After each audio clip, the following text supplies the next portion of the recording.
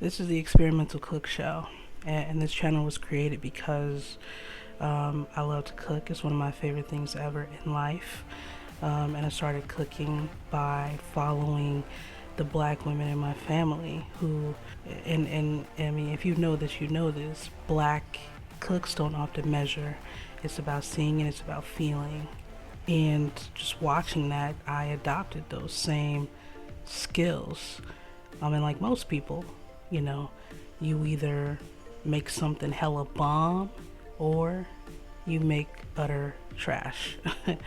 And so this what this channel is about, is just experimenting with the skills that I learned growing up. So the breakdown will be: find the recipe, get the ingredients or similar ingredients to that recipe, throw away the recipe, make the food, and I'll be honest about what's happening during the process.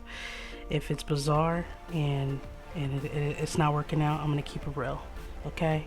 And if it's something that I feel is fire and everybody should try it, then I'll recommend that you do.